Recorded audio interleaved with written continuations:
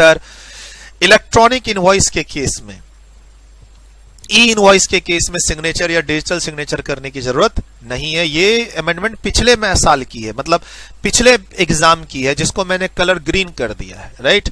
और इस बार के एग्जाम्स की ये अमेंडमेंट है। हाउएवर द सिग्नेचर और डिजिटल सिग्नेचर जिसकी बात यहां पर हुई उसकी जरूरत नहीं है, shall not be required in case of issuance of electronic invoice. Sir electronic invoice जिस पोर्टल पर जाके हम लोग इशू करेंगे वहां पर ही सिग्नेचर और डिजिटल सिग्नेचर की रिक्वायरमेंट इनबिल्ट होती है, इसीलिए अलग से आपको नहीं इशू करना है। सर ई इनवॉइस डिजिटली अपने आप उस पोर्टल पे जाके साइंड हो जाता है, जिसका डिस्कशन हम लोग आगे पेज नंबर 9.8 पे करेंगे। 9.8 पे करेंगे इसका डिस्कशन, लिख लीजिए अंडरलाइन करके, पेज नंबर 9.8 इलेक्ट्रॉनिक इनवॉइस, ई इनवॉइस। सर ई इनवॉइस सभी को इशू नहीं करना। एक टर्नओवर है 100 करोड़ का, जो अगले 2021 के एग्जाम के लिए 500 करोड़ हो गया है, प्लस B2B ट्रांजैक्शन, यानी सामने वाला रजिस्टर्ड है, ITC लेना चाहता है, तब बोला सर ये अमेंडमेंट ये 2019 की ही है, ये अमेंडमेंट रूल्स की 2019 की है, लेकिन इफेक्टिव 1 अप्रैल 2020 से हुई है।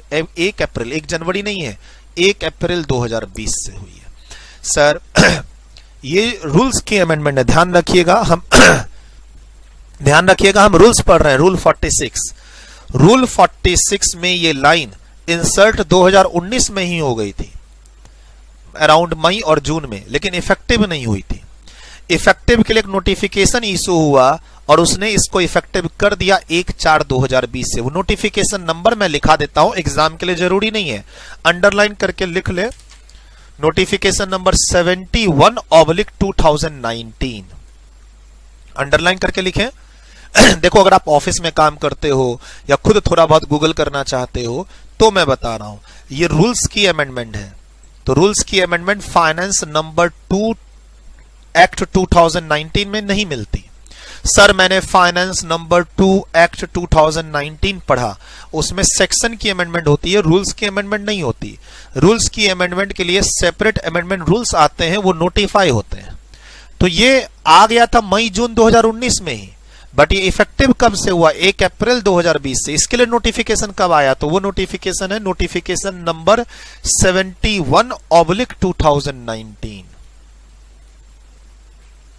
एक्चुअली में मैं अभी सारे नोटिफिकेशन बाय वन लिखाऊंगा। मैं आपको कितने नोटिफिकेशन अभी रेफर कराऊंगा मैं ये बता दूं। अभी 3-4 पेज में आप कौन कौन से सर एग्जाम के लिए नोटिफिकेशन नंबर याद रखना जरूरी नहीं है, फिर भी मेरी थोड़ी आदत है कहीं पे नोटिफिकेशन नंबर की लिंक करने की, और थोड़ा आप गूगल करोगे तो कंफ्यूज हो जाओगे। इसीलिए ये जो अमेंडमेंट आई है रूल 46 में, रूल 48 में QR कोड को लेके, क्विक रिस्पांस कोड को लेके और या फिर ई इनवॉइस को लेके लगातार नोटिफिकेशन नंबर हमारे पास है। Notification number 68/2019। जो भी बात हम किस पेज पे कर रहे हैं, 9.6 से लेकर हम 9.8 तक जो भी बातें कर रहे हैं उसमें ये नोटिफिकेशन नंबर एक्चुअली गवर्नमेंट ने इशू कर रखा था। नोटिफिकेशन नंबर 68/2019, नोटिफिकेशन नंबर 70 मैं डेट मेंशन नहीं कर रहा, आप थोड़ा सा इंटरनेट पे मारोगे ना GST नोटिफिकेशन नंबर 68/2019 पढ़ने के लिए आ जाएगा। सिलेबस में नहीं, इसलिए मैं डिटेल्ड में नहीं जा रहा। Notification number 71/2019, notification number 72/2019। ये 5 नोटिफिकेशन ई इनवॉइस से रिलेटेड, क्विक रिस्पांस कोड से रिलेटेड, रजिस्टर्ड पर्सन है तो क्या होगा, रजिस्टर्ड पर्सन नहीं है सामने वाला बायर तो क्या होगा, ये इशू हुए। उसके बाद जो रिसेंट डेवलपमेंट है, ये जो नोटिफिकेशन नंबर 70 है ये चेंज हो गया किससे? नोटिफिकेशन नंबर 13/2020 से। शुरू में जो अमेंडमेंट आई वो इफेक्टिव होने वाली थी 1 अप्रैल 2020 से, लेकिन अब ये सब इफेक्टिव हो रही है 1 अक्टूबर 2020 से। तो ये नोटिफिकेशन नंबर ना चेंज हो गया नोटिफिकेशन नंबर 13 से। तो हमारी बुक में इस 3 पेज में ये नोटिफिकेशन नंबर मेंशन नहीं है, पुराना चेंज हो गया, हट गया, आया विड्रॉ हो गया, उसकी जगह क्या आया? Notification number 13। तो वो हमारे नोट्स में मेंशन है पेज नंबर 9.8 पे। फिर ये जो नोटिफिकेशन नंबर है 72, ये चेंज हो गया किससे? नोटिफिकेशन नंबर 14 61/2020 से। ये मेंशन है हमारे बुक में 9.6 पे। बहुत डिटेल्ड एनालिसिस कर दे रहा हूं, यानी ये नोटिफिकेशन नंबर आपको इंटरनेट पे मिलेगा, कहीं और मान लो सुने होंगे, कहीं बुक में पढ़ रहे होंगे, बट ये हमारी बुक में नहीं मिलेगा। क्यों? 70 आया, विड्रॉ हो गया, उसकी जगह 13 आया। 72 आया, विड्रॉ हो गया, उसकी जगह 14 आया। ये सब 6 महीने के अंदर हुए, इसलिए आपको लेटेस्ट पढ़ना है। और ये नोटिफिकेशन नंबर 71 जो है हमारी बुक में कहां पे है, ये मेंशन मैंने नहीं किया है, ये मैंने अभी आपको लिखा दिया शायद। ये प्रोविजन इफेक्टिव कब से हुआ? 1/4/2020 से हुआ। ये कौन कहता है? ये नोटिफिकेशन नंबर 71 कहता है। और ये 68 हमारी बुक में, 68 नंबर हमारी बुक में कहां है? हमारी बुक में पेज नंबर 9.8 पे है। 69 हमारी बुक में पेज नंबर 9.8 पे। तो 9.8 पे तीन नोटिफिकेशन का रेफरेंस है, 68 का, 9.8 पे 13 का और 9.8 पे 69 का। और अभी जिस पेज पे है 9.6 उस पे नोटिफिकेशन नंबर 14 का रेफरेंस है। 71 मैंने दिया नहीं। और बीच बीच में मैं कहता हूं ना चेंज हो गया, चेंज हो गया, चेंज हो गया, तो ये नोटिफिकेशन नंबर अब आगे जाके रिप्लेस हो गया है नोटिफिकेशन नंबर 61 2020 से। लेकिन ये मई और जून 2021 के एग्जाम निकले हैं, जहां पर 500 करोड़ का रेफरेंस आ गया है। इसमें 100 करोड़ का रेफरेंस है, इसमें पहले से ही 500 करोड़ का रेफरेंस था। तो कंफ्यूज ना होना। मान लो आप मोबाइल ऐप में कोई अपडेट्स पढ़ रहे हो जीएसटी का, देखो जीएसटी में ना मैंने बोला है बच्चों को कि आप इंटरनेट पे, न्यूज चैनल पे पढ़ो, देखो, रिसर्च करो। और जो बच्चे ऑफिस में काम करते हैं वो तो ऑलरेडी ऑफिस में ये सब पढ़ ही रहे हैं, तो कंफ्यूज ना होना। देखो ऑफिस में काम करना, इंटरनेट पे पढ़ना, कोई ऐप को डाउनलोड करके जीएसटी के अपडेट्स पढ़ना, ये एक इंटरेस्ट क्रिएट कर रहा है आपका जीएसटी में। लेकिन उससे आप कंफ्यूज ना होना, हमेशा डेट ध्यान रखना। सीए के नवंबर एग्जाम्स के लिए, सीए के नवंबर एग्जाम्स के लिए हमें 30 अप्रैल तक की अपडेट्स पढ़नी होती है। सीएमए के दिसंबर एग्जाम्स के लिए हमें 31 मई 2020 तक की अपडेट पढ़नी पड़ती है। और ये उस नोटिफिकेशन उसके बाद आया, ये जून और जुलाई में आया है। नोटिफिकेशन नंबर 61/2020 ये अभी जून, जुलाई, अगस्त का नोटिफिकेशन है, इसलिए ये अगले साल को हिट करेगा। हमें मैंने जो अपनी बुक में, देखो आपके पास 6th एडिशन की बुक है तो ये मेंशन है, आपके पास 7th एडिशन की बुक है तो ये मेंशन है, ऐसे समझो। और ये तो मेंशन ही नहीं है, आया राम गया राम। सर हमने सुना है ई इनवॉइस की लिमिट 500 करोड़ हो गई है। सही सुना है बेटा, ई इनवॉइस की लिमिट ना 500 करोड़ हो गई है। ये आपने सही सुना है। इंटरनेट पे, कोई ऐप पे, कोई यूट्यूब चैनल की रिकॉर्डिंग्स पे, I can't stop you from सुनने से। अगर आपने ये सुना है तो सही सुना है, लेकिन वो 500 करोड़ की लिमिट ना जिन बच्चों का एग्जाम मई और जून 2021 में है ई इनवॉइस के लिए, वो पढ़ेंगे। यानी जिन बच्चों का एग्जाम 2021 में है वो तो दोनों नोटिफिकेशन में 500 करोड़ पढ़ेंगे। जो नोटिफिकेशन एक रजिस्टर्ड पर्सन को इशू होगी, B2B और B2C, दोनों जगह 500 करोड़ पढ़ेंगे। लेकिन जिन बच्चों का एग्जाम अभी है नवंबर और दिसंबर 2020 में, राइट, जिन बच्चों का एग्जाम अभी है उनको तो एक जगह 100 करोड़ पढ़ना है और दूसरी जगह 500 करोड़ पढ़ना है। ये ध्यान रखिएगा, ठीक है। तो सर पेज नंबर 9.6 to 9.8 जो हमारी बुक है 6th एडिशन की, फिलहाल सीए के लिए अलग सीरीज है, सीएमए के लिए अलग सीरीज है, उसमें हमने इस 2 पेज में इतने सारे नोटिफिकेशन का रेफरेंस लिया है। बट ध्यान रखिएगा, नोटिफिकेशन आया और वो रिप्लेस भी हो गया 6 महीने के अंदर, तो हम पुराना नोटिफिकेशन क्यों पढ़ें और क्यों पढ़ाएं? जरूरी नहीं है ना, ठीक है। तो सर अगर आप सुन रहे हो कि सर ये सब तो 1 अप्रैल 2020 से ही चेंज हो चुका है, आ चुका है, नहीं, 1 अक्टूबर 2020 से आ रहा है इफेक्टिवली हम लोगों के बीच में। ये अमेंडमेंट्स, नोटिफिकेशन सब तो पहले ही आ गया है, इसीलिए हमें अपने सिलेबस से पढ़ना है। प्रैक्टिकल लाइफ में लोग जो इसको फॉलो करेंगे मैंडेटरी, वो कहां से फॉलो करेंगे? 1 अक्टूबर से। ये सब चीजें हमें 30 अप्रैल 31 मई के पहले ही आ चुकी है, इसलिए पढ़ना है अपने सिलेबस में।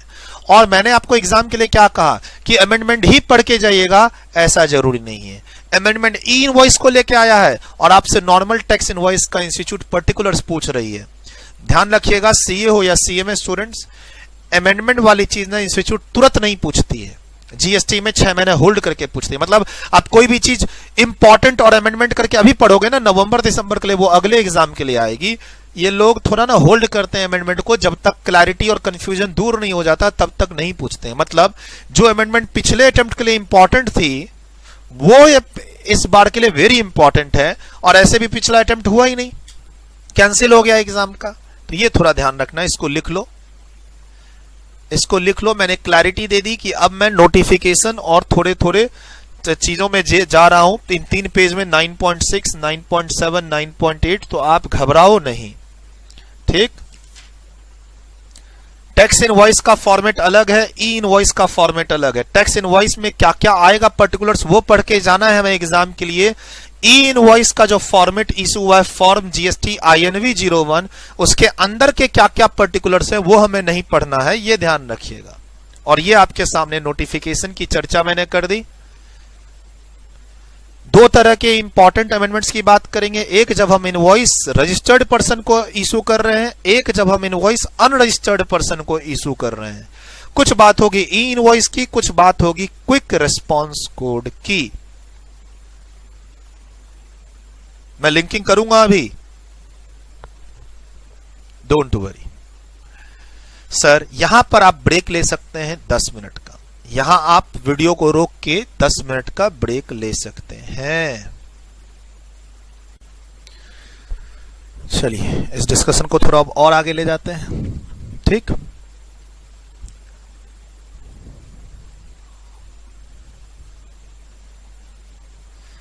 सर थोड़ी बात मैंने बताई कि इन सब से रिलेटेड 4-5 नोटिफिकेशंस इशू हो रखे हैं और उस नोटिफिकेशन को भी आगे रिप्लेस कर दिया है। तो ऐसे समझिए, अभी मैंने बताया आपको कि मैं नोटिफिकेशन नंबर 14 पढ़ाऊंगा। 14 ने रिप्लेस किसको कर रखा है? 72 को। 72 में आया था कि ये बातें 1 अप्रैल से इफेक्टिव है, लेकिन नहीं, वो रिप्लेस हो चुका है आपका 21 मार्च को ही। और अब ये प्रोविजन जो हम पढ़ने जा रहे हैं ये इफेक्टिव 1 अक्टूबर से है। बोला सर हमारा एग्जाम अभी है, कोई प्रोविजन 1 अक्टूबर से इफेक्टिव हो रहा है तो अभी क्यों पढ़ें? बेटा ये अमेंडमेंट आ चुकी है 21 मार्च को ही, तो पढ़ना पड़ेगा। ऐसे इफेक्टिव डेट से पढ़ाई करेंगे ऐसा नहीं करना है। सर इफेक्टिव प्रोविजन कब से इफेक्टिव है? प्रोविजन तो बहुत पहले ही आ चुका है, प्रोविजन के अंदर का कंटेंट अब इफेक्टिव हो रहा है, तो तैयार रहना है। और अगर मेरी मानो ना, तो मैंने अभी थोड़ी देर पहले कहा कि इंस्टीट्यूट ना लेटेस्ट अपडेशन को तुरंत नहीं पूछती है एग्जाम में। तो आप अगर मान लो इंस्टीट्यूट की आरटीपी देखे, एमटीपी देखे और उसमें इस पर कोई क्वेश्चन नहीं देखे, तो आपको ना थोड़ा सा इंटरेस्ट डाउन हो जाएगा कि सर मैंने आरटीपी देखी, मैंने एमटीपी देखा, उसमें तो कोई क्वेश्चन ही नहीं है इस पे, तो नहीं होगा। इंस्टीट्यूट भी चाहती है कि 6 महीना इस टाइम दिया जाए। देखो 21 मार्च की कोई नोटिफिकेशन है जो खुद कह रही है कि मैं इफेक्टिव कब से होऊंगा? 1 अक्टूबर से। तो इंस्टीट्यूट भी चाहती है ना कि एक बार ये इफेक्टिव हो जाए तभी हम इस पे क्वेश्चन पूछेंगे। तो ज्यादा डिटेल्ड एनालिसिस तो अभी है ही नहीं, अभी तो खाली हमें पढ़ना है कि यहां एक चीज आई है। तो कहता है further the government may by notification on the recommendation of the council. Amendment क्या कहता है? पेज नंबर 9.6 का रूल 46 के अंदर है हम लोग, राइट। रूल 46 के अंदर है टैक्स इनवॉइस से रिलेटेड अमेंडमेंट्स। तो अभी हम लोग पर्टिकुलर्स डिस्कस कर रहे थे, particulars of a tax invoice, rule 46 के अंदर पेज नंबर 5 पे टैक्स इनवॉइस चैप्टर में। उसके बाद हम लोग आ गए कि ये कहा गया कि हम इलेक्ट्रॉनिक इनवॉइस भी का प्रोविजन ला रहे हैं और वहां पर आपको सिग्नेचर और डिजिटल सिग्नेचर की जरूरत नहीं है। उसके बाद ये आया पॉइंट क्या? Further government may by notification on the recommendation of council and subject to such conditions and restrictions as mention therein. उस नोटिफिकेशन में लिखा होगा condition restriction, specify that the tax invoice shall have the quick response code. QR code जो मैंने आपको digitally दिखाया, किसके लिए बोल रहे हैं? ये इस कोड के लिए बोल रहे हैं, ये इस कोड के लिए बोल रहे हैं। बोल रहे हैं इनवॉइस पर ये कोड होना चाहिए, 2 dimensional bar code, square size का, साइज में छोटा सा। ऐसा नहीं कि इनवॉइस का 25% एरिया ले लेगा, ऐसा नहीं है। Quick response code. अब सर ये क्विक रिस्पॉन्स कोड की जो रिक्वायरमेंट है, ये यहां पे रिक्वायरमेंट देखो, ये स्टेटमेंट तो सिंपल है। अब इस स्टेटमेंट पे जो नोटिफिकेशन इशू हुआ, एक नोटिफिकेशन नंबर 13, एक नोटिफिकेशन नंबर है 13 जो अगले पेज पे है, वो बात कर रहा है कि जब इनवॉइस मेरी इशू होगी किसको, रजिस्टर्ड पर्सन को। एक ये नोटिफिकेशन नंबर 14 है जो इस क्विक रिस्पांस कोड की बात कर रहा है, कब, जब मेरी इनवॉइस इशू हो रही है किसको, नॉट अ रजिस्टर्ड पर्सन, यानी मुझे, आपको, कंज्यूमर को। ऑनलाइन आपने कोई शॉपिंग की उस पर्सन से जिस पर्सन का एग्रीगेट टर्नओवर 500 करोड़ से अधिक है। यहां पर जब अनरजिस्टर्ड पर्सन को बिल जा रहा है इनवॉइस, तो वहां 500 करोड़ की बात है, और अगले पेज पे जब हम रजिस्टर्ड पर्सन को इनवॉइसिंग करेंगे तो वहां 100 करोड़ की बात है। ध्यान रखिएगा, एक तो यहां बोला गया कि ई इनवॉइस के केस में, इलेक्ट्रॉनिक इनवॉइस के केस में डिजिटल सिग्नेचर और सिग्नेचर की जरूरत नहीं है, क्योंकि यहां पर्टिकुलर्स में लिखा हुआ था। ये अमेंडमेंट 6 महीने पुरानी है। अब लेटेस्ट में क्या कहता है कि आपको टैक्स इनवॉइस पर क्विक रिस्पांस कोड डालना होगा। अब ये क्विक रिस्पांस कोड की यहां पर 2 रिक्वायरमेंट है, एक इलेक्ट्रॉनिक इनवॉइस के थ्रू क्विक रिस्पांस कोड, वो फिर बिजनेस टू बिजनेस ट्रांजैक्शन के लिए, और एक बिजनेस टू कंज्यूमर ट्रांजैक्शन के लिए। यहां पर आप क्या लिख सकते हैं, B2C ट्रांजैक्शन। ये नोटिफिकेशन नंबर इसी से कनेक्टेड है, लेकिन B2C transaction, business to customer, जहां पर सामने वाला कौन है, नॉट अ रजिस्टर्ड पर्सन। ये आपको बाइफर्केशन करना पड़ेगा। थोड़ी देर पहले मैंने आपको यहां पर क्या लिखाया, थोड़ी देर पहले मैंने आपको यहां पर डिफरेंट नोटिफिकेशन लिखा है कि ये नोटिफिकेशन हमें 68, 69, 70, 71, 72, 70 रिप्लेस हो गया 13 से, 13 में 100 करोड़ की बात, 13 रिप्लेस हुआ 61 से, उसमें 500 करोड़ की बात, बट अटेम्प्ट शिफ्ट हो जाएगा उसमें। देन 72 रिप्लेस हुआ 94 से, और इसमें 500 करोड़ की बात है। और ये किसके लिए है, when we are issuing invoice to not a registered person. Quick response code इसे भी डालना है, लेकिन इसको पोर्टल पे नहीं जाना, ई इनवॉइस वाले पोर्टल पे इनवॉइस रेफरेंस नंबर नहीं यूज करना इसको, और अगले पेज पर जो एक इनवॉइस नंबर है, क्या कहते हैं, फॉर्म GST INV 01, उसको यहां नहीं यूज करना।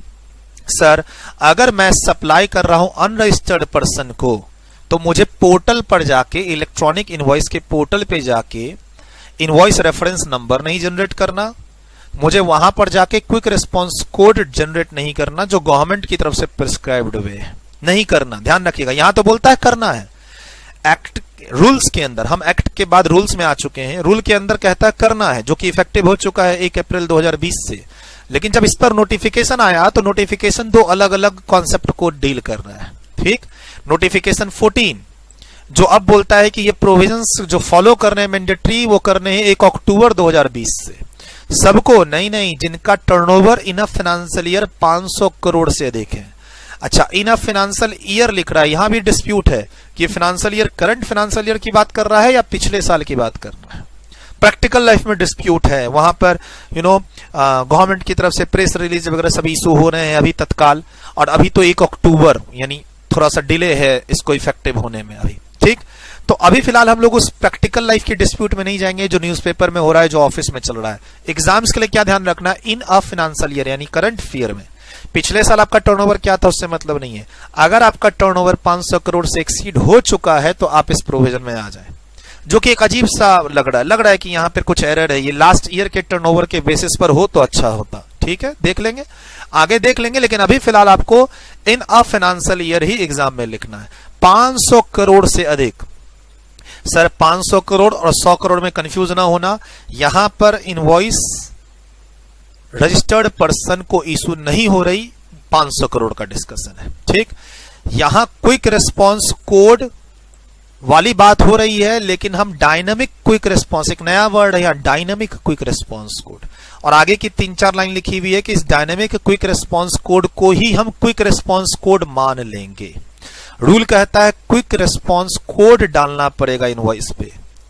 नोटिफिकेशन कहता है कि अगर सामने वाला अनरजिस्टर्ड हो तो तुम डायनामिक क्विक रिस्पांस कोड डालो, उसके लिए हमारे पोर्टल पे मत आओ, खुद से ही अपना एक सिस्टम जनरेट करो। बार कोड लगाने के लिए GST के पोर्टल पे जाना जरूरी नहीं है। मैंने क्या कहा, आप आज से 2 साल पहले, 3 साल पहले, 5 साल पहले बिग बाजार, अपना बाजार, पेंटालून में शॉपिंग करने जाते थे, लेजर राइट के थ्रू वहां पर शॉपिंग की बिलिंग हो जाती थी।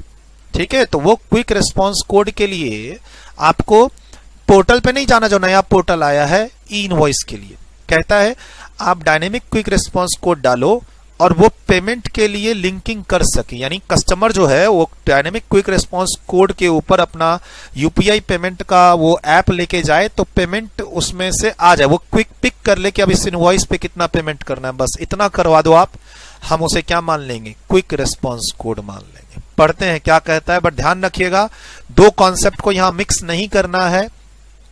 सर क्विक रिस्पांस कोड की जरूरत इनवॉइस के ऊपर दो तरीके से है, वो डिपेंड करेगा इनवॉइस रजिस्टर्ड पर्सन को जारी है या नॉट अ रजिस्टर्ड पर्सन को। अभी हम लोग क्या डिस्कस कर रहे हैं, not a registered person. The government on the recommendation of council hereby notify that invoice issued by a registered person whose aggregate turnover in a financial year exceeds 500 crore, बहुत रुपया। इफेक्टिव कब से, 1 अक्टूबर से। Other than those, इन लोगों पर ये applicable नहीं है, यानी क्विक रिस्पांस कोड की बात उन लोगों पे एप्लीकेबल नहीं है जो सब रूल 2 में है, बैंक्स, सब रूल 3 में, सब रूल 4 में, सब रूल 4A में। सर एक रूल इसमें से सब रूल बैंक्स के लिए है, दूसरा एक आपका जीटीए के लिए है, तीसरा पैसेंजर ट्रांसपोर्टेशन के लिए है, ई टिकट जहां पे इशू होती है, और चौथा सिनेमेटोग्राफी फिल्म्स के लिए है। उन लोगों पर ये रूल एप्लीकेबल नहीं है, उन लोगों पर ये क्विक रिस्पांस कोड की रिक्वायरमेंट नहीं है, यानी गवर्नमेंट ने कुछ लोगों को बाहर निकाल रखा है। मैं लिखा देता हूं सब रूल में कौन कौन से लोग हैं, इन सब की चर्चा आगे के पेजेस में आ रही है। सर इतने से इतना जो हाईलाइटेड है, अभी आपके सामने हाईलाइटेड है, मैं उसके बारे में बताऊंगा। पेज नंबर 9.17, बगल में एरो देके लिख लो, पेज नंबर 9.17। पेज नंबर 9.17 पे इन सभी सब रूल 2, 3, 4, 4A वालों की बात हो रखी है। इनको छोड़ के कोई भी आप रजिस्टर्ड पर्सन है जिसका aggregate turnover during the year 500 crore से अधिक है, डन। और आप बिलिंग किसको कर रहे हैं, अनरजिस्टर्ड पर्सन को। इफेक्टिव कब से, 1 अक्टूबर से। तो आपको डायनामिक क्विक रिस्पांस कोड डालना पड़ेगा। देखो ये क्या कहता है, क्विक रिस्पांस कोड, लेकिन नोटिफिकेशन जो आया क्या बोलता है, dynamic quick response code. Sir कब, जब सामने वाला कौन हो, अनरजिस्टर्ड पर्सन हो। Dynamic quick response code linked होगा किससे, अब देखिए, provided where such registered person mix a dynamic quick response code. Dynamic quick response code उसे खुद बनाना है, मिक्स, पोर्टल पे नहीं जाना है। अगले पेज पे पढ़ाऊंगा कि जब आप बिल करेंगे रजिस्टर्ड पर्सन को तो क्विक रिस्पांस कोड आपको खुद से नहीं बनाना है, पोर्टल पे जाके बनवाना है। वो गवर्नमेंट का पोर्टल है, यहां आप खुद से बनाएंगे। अच्छा सर खुद से बना सकते हैं, हाँ, जैसे हम अपनी बुक खुद से प्रिंट करवाते हैं, अपनी बुक हम खुद से बाइंडिंग करवाते हैं, आपको हम कुरियर वाले से बात करके हम कुरियर करवाते हैं। ये मान लो बुक है, एक होता है बुक हम मार्केट से खरीद के आपको दे दें कि देखो बेटा हम यही जीएसटी की बुक से तुमको पढ़ाएंगे। एक होता है नहीं, बुक हमने लिखी, हमने उसको प्रिंट कराया, हमने बाइंड करवाया और हम आपको देंगे। तो ये dynamic response quick response code हम खुद जनरेट कर रहे हैं। इसका मार्केट में एक सॉफ्टवेयर आता है, इसका एक सॉफ्टवेयर आता है। गवर्नमेंट सिर्फ इतना चाहती है कि अगर मेरा टर्नओवर 500 करोड़ से अधिक है, मैं बिलिंग अनरजिस्टर्ड पर्सन को कर रहा हूं, तो मैं उस इनवॉइस पर डायनामिक क्विक रिस्पांस कोड यानी वही 2 डायमेंशनल बार कोड डालूं जिसमें उस इनवॉइस की पूरी डिटेल्ड हो, और उस बार कोड जो वो प्रिंटेड कोड आपके घर में आएगा इनवॉइस के ऊपर, ये वाला कोड, इस पर आप कोई भी ऐप ले जाओगे मोबाइल के थ्रू, कौन सा, वो फोन पे वाला यूपीआई ऐप, भीम ऐप ले जाओ, फोन पे ले जाओ, और भी हैं बहुत सारे, मुझे तो नाम भी याद नहीं है।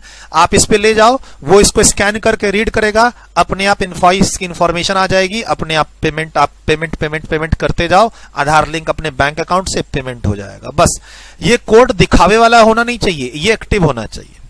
और तभी आप देखते होंगे, हम तो अपने घर में करते हैं, हम अपने घर में करते हैं, अब आप करते हैं कि नहीं वो देख लीजिए। हमारे घर में कोई भी जो ऑनलाइन डिलीवरी होती है मेडिसिन की या इलेक्ट्रॉनिक आइटम्स की या कोई भी चीज हम जब मंगाते हैं बाहर से, मे बी सुबह में मिल्क बास्केट से, बिग बास्केट से, कोई भी ऑनलाइन ग्रोसरी मंगवाते हैं हम लोग, तो उसकी जो इनवॉइस पर बार कोड होता है हम उसे कट करते हैं 2 पीस में। एक होता है ना कि अंदर का सामान निकाल लिए और कवर पेज को हमने थ्रो कर दिया, ऐसे ही हम ऐसे ही थ्रो नहीं करते, ठीक है। हमारे घर में पैकेट मैं खोलूं या मेरे घर वाले खोले, पैकेट खोलने के बाद जो सामान है वो एक तरफ, और पैकेट के अंदर जो इनवॉइस है जिसका हमें लगता है जरूरत नहीं है, हम उस इनवॉइस में bar code, particular bar code के 2 टुकड़े करते हैं। नाम, एड्रेस, फोन नंबर वाले पेज का तो हम 2-3 टुकड़ा करते ही करते हैं, हम इस बार कोड पर भी कैंची चला के इसे अलग अलग करते हैं। क्यों? क्योंकि इस कोड में हमारी सारी इंफॉर्मेशन है। इस कोड में हमारा रेसिपिएंट यानी हमारा एड्रेस, हमारा मोबाइल नंबर, सेंडर का डिटेल सब कुछ है। तो इट इज वेरी रिस्की कि आप अपने जो आपके घर जो पैकेट आता है उसको आप यूं ही डिस्पोज ऑफ कर देते हो बिना इसको कट किए। आगे ध्यान रखना, आप अपने घर वालों से ये पॉइंट डिस्कस कर सकते हो, पढ़ाई के अलावा बता रहा हूं। Sir dynamic quick response code आपको खुद बनाना है रजिस्टर्ड पर्सन। अगले पेज पर पोर्टल बताऊंगा कुछ ई इनवॉइस के लिए, उस पर नहीं जाना है। वहां पर जो निकलता है वो क्विक रिस्पॉन्स कोड होता है। हम यहां डायनेमिक क्विक रिस्पॉन्स कोड डालने बोल रहे हैं आपकी इनवॉइस पर। यहां तो बोल रहे थे क्विक, लेकिन अब नीचे अनरजिस्टर्ड रेसिपिएंट के लिए क्या हो गया, डायनामिक। ये डायनामिक को ही क्विक मान लेंगे कब, कहता है such registered person makes a dynamic quick response code available to the recipient through a digital display. Such B2C invoice issued by a registered person containing cross-reference of payment using a dynamic quick response code shall be deemed to have been quick response code. Sir basically वो जो dynamic quick response code है, digital display यानी जो consumer है उसको digitally अगर वो watch करेगा तो उसको उसमें पेमेंट की डिटेल्स भी लिंक मिलेगी। मान लो आपने कोई सामान ऑनलाइन खरीदा और उसकी पेमेंट पहले कर दी है, तो उस डिजिटल कोड को आप एनालाइज जब करेंगे रेस्पेक्टिव सॉफ्टवेयर से तो आपको सारा डिटेल वहां पर मिलेगा। ऐसा कुछ इंटरलिंकिंग उस कोड का होना चाहिए। जो भी dynamic code quick response code आप इनवॉइस पर डालेंगे उसका डिजिटल डिस्प्ले के थ्रू रेसिपिएंट के पास पेमेंट का क्रॉस रेफरेंस आना चाहिए। क्या तो वो पेमेंट कर चुका हो या करने वाला हो, उस क्विक रिस्पॉन्स कोड से लिंक्ड होना चाहिए। अगर है ऐसा तो हम उसे कहेंगे deemed to be have a quick response code, यानी इस 3 लाइन की रिक्वायरमेंट पूरी हो गई। ध्यान रखिएगा, यहां इनवॉइस रजिस्टर्ड पर्सन को नहीं जा रहा, सप्लायर रजिस्टर्ड है, रेसिपिएंट रजिस्टर्ड नहीं है। सप्लायर रजिस्टर्ड है, रेसिपिएंट रजिस्टर्ड नहीं है। और इस क्विक रिस्पॉन्स कोड को, डायनेमिक क्विक रिस्पॉन्स कोड को आपको खुद किसी एजेंसी से बात करके अपनी इनवॉइस पे डालना है। आप उसका सॉफ्टवेयर परचेज कर लीजिए, किसी एजेंसी से बात कर लीजिए, आपके यहाँ जो अकाउंटिंग सॉफ्टवेयर जो एजेंसी देती होगी उससे बात कर लीजिए। पेमेंट की लिंकिंग होनी चाहिए। कहता है where registered person makes a dynamic quick response code, makes खुद डालेगा, available to the recipient through a digital display, यानी एक कोई ना कोई माध्यम होगा जहां पर मैं बोलूं कि मान लो मैं अमेजोन हूं, अमेजोन वाला ऐप पर जाइए और वहां पर आप इसको स्कैन कीजिए तो आपको सारी इंफॉर्मेशन मिल जाएगी। ऐसा कुछ मान लीजिए आपने हमारी वेबसाइट से परचेजिंग की तो डिजिटल डिस्प्ले हम दे रहे हैं हमारा ऐप के थ्रू इस आप बार कोड को स्कैन कीजिए, आपको सारी इंफॉर्मेशन मिल जाएगी। सच B2C invoice issued by registered person containing cross reference of payment, यानी आपको यहां पेमेंट की वेरिफिकेशन भी हो जाएगी। उस डब्बे के अंदर इनवॉइस की डिटेल भी है और पेमेंट की वेरिफिकेशन भी हो जाएगी। तो समझो गवर्नमेंट चीजों को क्या कर रही है, ऑटोमेटेड कर रही है। जहां पर कल को कोई फ्रॉड हो कि इस इनवॉइस पर में तो पेमेंट है ही नहीं, मैं कैसे मानूं। मान लो मेरे पास लैपटॉप है और उसका इनवॉइस है, लेकिन उस इनवॉइस की पेमेंट ही नहीं हुई, तो मानूं कैसे कि मैं ये लैपटॉप आपका है। आपने पिछले पेज में बताया कि इनवॉइस होना मतलब you have a title, you have paid everything. तो सर इनवॉइस पर ये कोड मेंशन है और उस कोड के अंदर पेमेंट का रेफरेंस भी है, तो फिर क्या दिक्कत है। कभी भी at any time one can verify the things. Sir कुछ चीजें ऑटोमेटेड हो जाने के बाद फ्यूचर में जब इस इनवॉइस के बेसिस पर हम लोग अकाउंटिंग करेंगे, ऑडिटिंग करेंगे या जीएसटी ऑफिसर्स वेरिफिकेशन करेंगे whether the tax is properly paid और नॉट टू द गवर्नमेंट, वो इजी हो जाएगा। राइट सर, पहले गवर्नमेंट क्या चाहती थी कि आप इनवॉइस प्रिंट करें, अब गवर्नमेंट क्या चाहती है इनवॉइस को आप डिजिटली लिंक करें ताकि फ्यूचर में हम वेरिफिकेशन ना फटाफट कर सकें, इलेक्ट्रॉनिकली कर सकें। और ध्यान रखिएगा, हम 10 लोगों की टीम को बैठा के 1 लाख इनवॉइस फिजिकली वेरीफाई करवा रहे हैं, उससे अच्छा है कंप्यूटर 1 मिनट के अंदर सब कुछ वेरीफाई कर देगा, क्योंकि डेटा अपने आप पहले से फिड है। इनवॉइस किसका है, पेमेंट किसने किया, डिलीवरी कब हुई, सब कुछ वो रीड करेगा ऑटोमेटिक। तो कितना अच्छा होगा। सोचो आज से 2 साल के बाद का टाइम, 3 साल के बाद का टाइम, कितना लेबर आवर्स बचेगा जो वेरिफिकेशन प्रोसेस में एक ऑडिटर लगाता था या फिर गवर्नमेंट लगाती थी फ्रॉड के केस में। और कुल मिला के ऐसे समझो कि फ्रॉड जो इन्वॉल्वमेंट होते हैं इनवॉइस पर वो भी रुकेंगे। ठीक है, मतलब किसी इनवॉइस पर आप मान लो आपके पास कोई इनवॉइस है तो उसका हम देख सकते हैं कि इसकी पेमेंट्स वगैरह सब कब कैसे क्या हुई थी डिजिटली। और सर ये जिस सॉफ्टवेयर से गवर्नमेंट लिंक करेगी वो सॉफ्टवेयर बहुत अच्छा करेगा ना। सर बात मान के चलिए 1 लाख इनवॉइस को वेरीफाई करवाना और उसके लिए सॉफ्टवेयर ये और डिजिटली क्विक रिस्पॉन्स कोड के थ्रू उसको है ना डेटा में फिट रखना सर्वर पे, दोनों में फर्क है। Sir dynamic quick response code यहां वर्ड है। हम इसी क्विक रिस्पॉन्स कोड को डिजिटली जब लिंक कर देंगे, क्रॉस रेफरेंस होगा इसमें पेमेंट का, तो हम उसी को क्विक रिस्पॉन्स कोड कहेंगे।